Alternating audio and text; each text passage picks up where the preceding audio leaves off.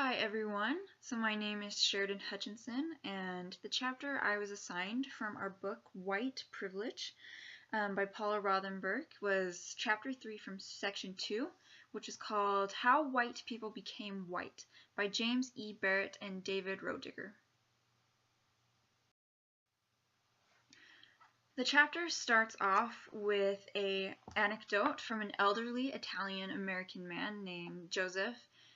And I'm so sorry, I don't know how to pronounce his last name, so I don't even want to try because I don't want to mess it up too badly. But it starts off, he was talking to an interviewer in 1980, and he was telling us about his childhood. And the story that the authors brought up was one from around the 1920s. He remembered a time when there was a race riot in his street, and there were policemen chasing this man in their wagons. And what Joseph said that he remembered so vividly, the thing that stuck out with him most, was that the man that was running down the middle of the street was screaming, "I'm white, I'm white." And it turns out that this man that was screaming was a white coal handler who was covered in black dust. And he was afraid that they would shoot him down. And Joseph remembers that moment as the moment that he and his neighborhood and his family really being caught up in this racial thing. That's what he said. So I thought that was pretty interesting. And the pictures that I have included right now are, on the right is a picture of an Italian immigrant working in the streets of a Boston slum in the 19th century.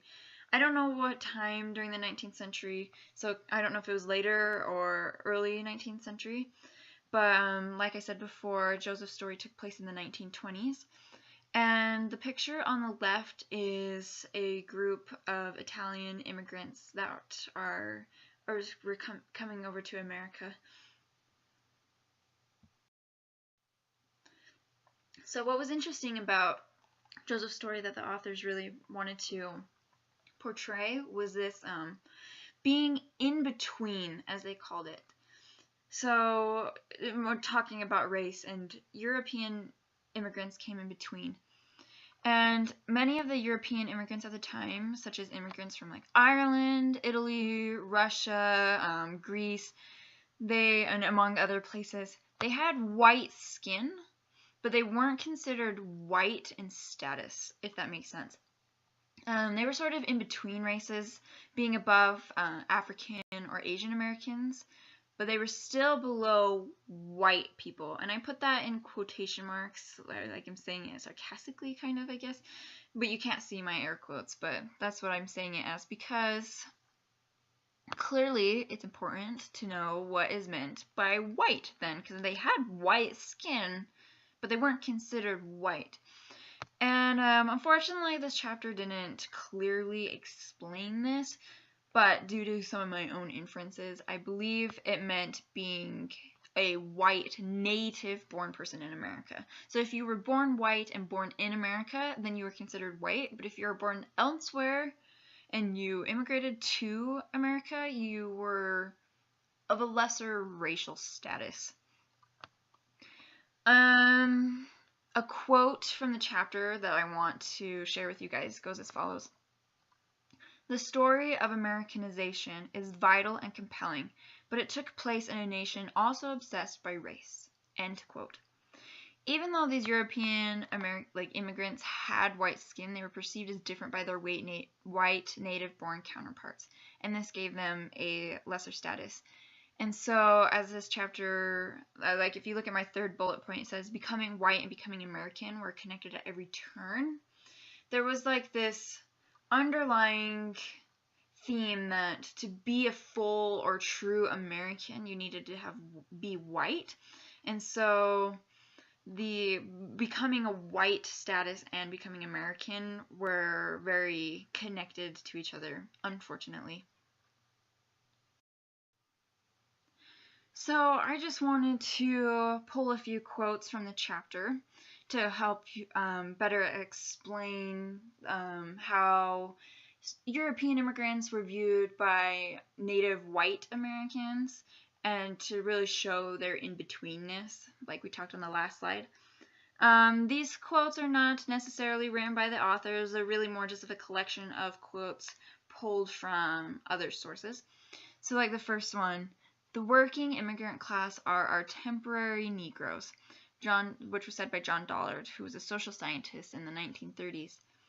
And the second one, said by John Bukasik, who was an immigration historian, said that European immigrants are not yet white ethnics, which I found kind of interesting because, I mean, this clearly shows that being white was also a status because they had white skin, and as he said, they're not yet white, so he was kind of saying they're on their way to achieving that status. A common thing that was said back then about Italians is that they were the Chinese of Europe. And the last one that I've just made me so upset that I wanted to share with you guys was, according to the spirit of our meaning, when we speak of white man's government, the Italians are as black as the blackest Negro in existence, which was said by George E. Cunningham. And this wasn't just some guy just spewing hatred. I mean, he said this at the Louisiana State Constitutional Convention of 1898, which was a huge debate amongst like lots of people trying to decide who deserves to hold power and really deciding the fates of different ethnic groups by just a bunch of rich white men. And so I don't know. I mean, this was a big deal. This was a very huge issue. And one thing that I thought was interesting, like, I just thought that it perfectly described that in-betweenness because, I mean, it just shows they weren't quite yet white, but they were on their way. But then it was also comparing them to groups that had a lower racial status at the time, such as African and Asian Americans. One thing that the authors talked about a lot was this power of language. It's not a surprise that language has powerful effects. We use certain words every day to convey very positive images, such as like he's so brave, or she's so beautiful, or they're so strong, etc. But we also use words to hurt people or to keep certain oppressive social systems around. It wasn't any different back then. Certain racial slurs were used to describe new immigrants, such as Guinea, which was originally used to describe African slaves, but it is now but then it was used to describe Southern European immigrants, such as people from like Greece or Italy.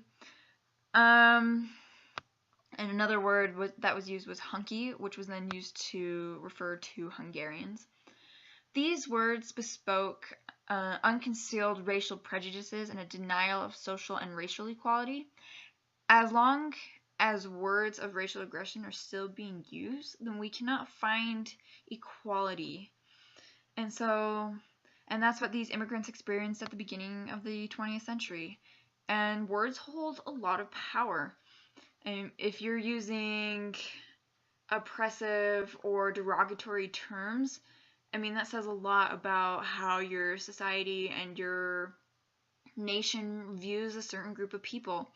And so words hold a lot of power, and we can still find meaning and truth in that today.